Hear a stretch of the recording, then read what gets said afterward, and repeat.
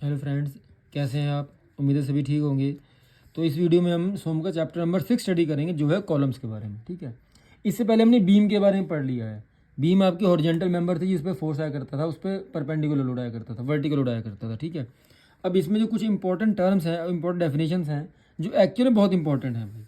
ये एग्जाम के point of view से एग्जाम में 1 नंबर में, 2 नंबर में, 4 नंबर में कहने कुछ बातें पूछी जाएंगी आपसे इस बारे में। तो सबसे पहले हम पढ़ लेंगे स्ट्रट के बारे में। स्ट्रट मैंने कहा पहले आपने बीम पढ़ ली, जो हॉरिजॉन्टल मेंबर था। ठीक है, जो जब हम लेंटर वगैरह बनाया करते हैं उस पर लोड लिया करते थे उस पर। ठीक है, स्ट्रट क्या है? वो कहता है कोई भी ऐसा मेंबर जो कि ना हॉरिजॉन्टल होगा और ना ही वर्टिकल होगा, किसी एंगल पे इनक्लाइंड होगा वो।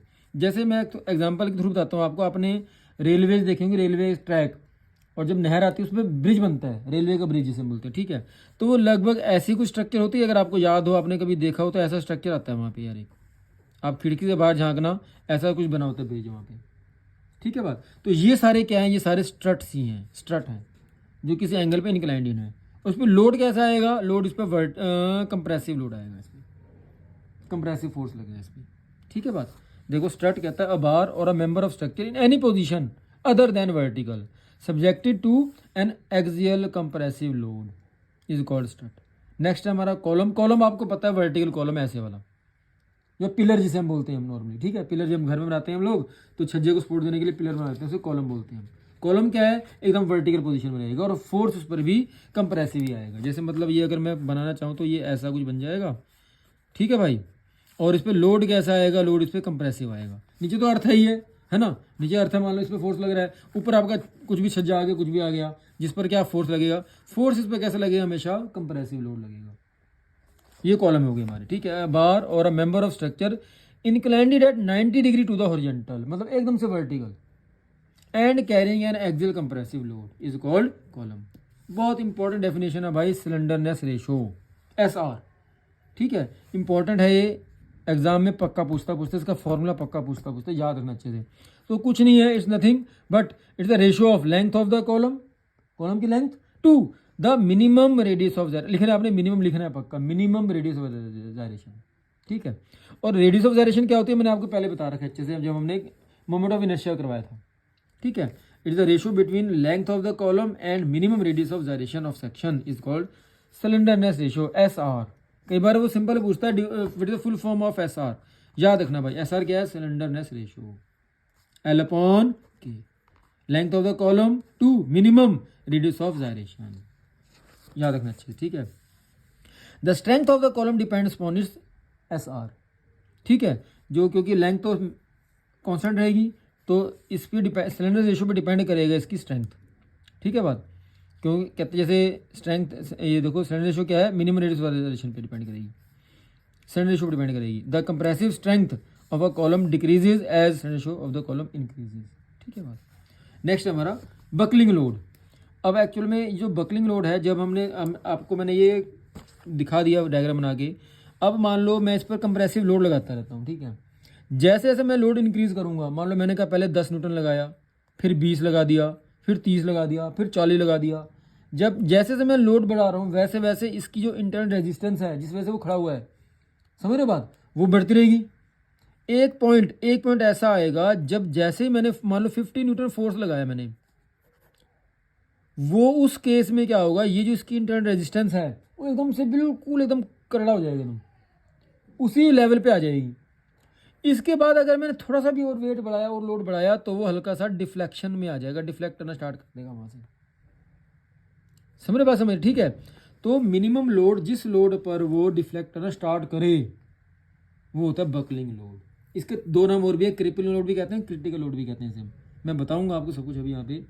तो मिनिमम लोड, जिस लोड पर ये जो है वो इसके बाद जितना मर्जी हो सकता है बढ़ेगा, जैसे लोड बढ़ता जाएगा वैसे वैसे बकलिंग बढ़ती जाएगी, उसकी ऐंठन बढ़ती जाएगी, उसकी डिफ्लेक्शन बढ़ती रहेगी, और एक पॉइंट ऐसा है जब टूट जाएगा भाई, वो ब्रेक कर जाएगा।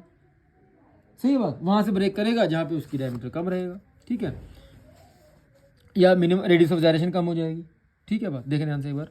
कहता है वैन, ये इंपॉर्टेंट है, जितना समझ में आए बढ़िया, याद जरूर करना इसको आप, बकलिंग लोड। अच्छा एक बात तो बताऊंगा आपको, मैं कभी भी अपने कॉलम को बकलिंग लोड तक नहीं लेके जाऊंगा।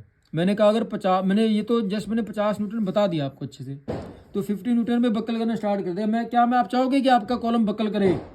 आपका कॉलम डिफ्लेक्शन का नहीं, तो वहाँ पे हम सेफ लोड देते हैं। सेफ लोड क्या हो जाएगा, बकलिंग लोड डिवाइड बाय बोलो फैक्टर ऑफ सेफ्टी।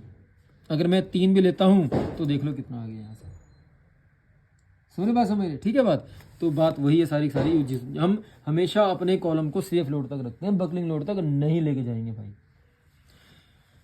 व्हेन, अब मैं पढ़ दूँ कुछ बातें समझ में आ जाएंगी आपको। When an axial load increases continuously on a column, जो मैंने बताया आपको 10, 20, 30, 40, 50, then at a certain value of load the column will just deflect or a little lateral displacement will take place in it.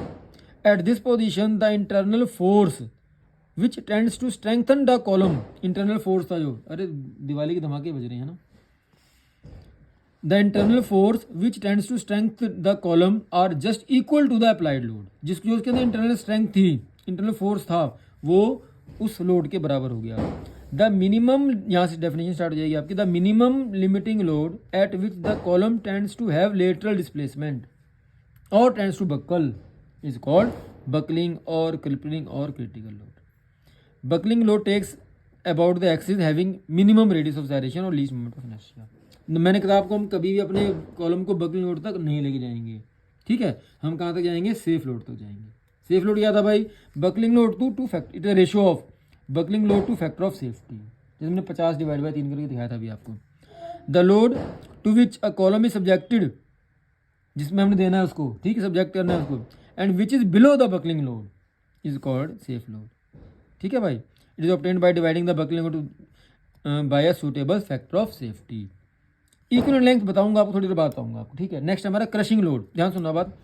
The maximum axial compressive load which a column can takes without failure or failure by crushing is called crushing load। Crushing मतलब चूर चूर हो जाना, ठीक है।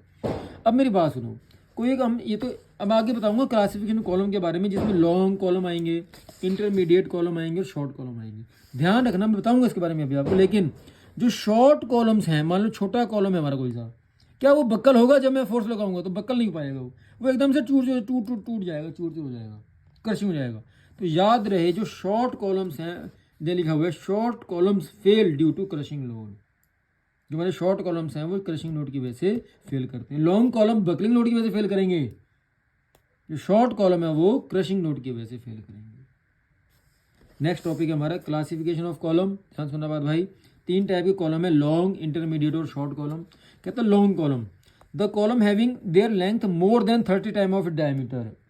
कहता है ऐसे कॉलम जिसका डायमीटर 30 गुना ज़्यादा होगा और सिलेंडर रेशो मोर देन 120, उसकी जो सिलेंडर रेशो है वो 120 से ज़्यादा होगी। मतलब मैं थोड़ा बताऊं आपको लॉन्ग कॉलम के बारे में, तो उसका जो लेंथ है वो ज़्यादा होनी चाहिए 30 टाइम ऑफ इट्स डायमीटर, ठीक है। L is greater than 30D, क्या ये बात ठीक है। और उसकी जो सिलेंडर रेशो है, जो L/K जो बताया था मैंने आपको, सिलेंडर रेशो L/K वो ज़्यादा होनी चाहिए किससे भाई, 120 से। ये है लॉन्ग कॉलम के बारे में बातें सारी। ये बातें सारी आप ऐसे लिखना अगर आए तो आपके पास, ठीक है।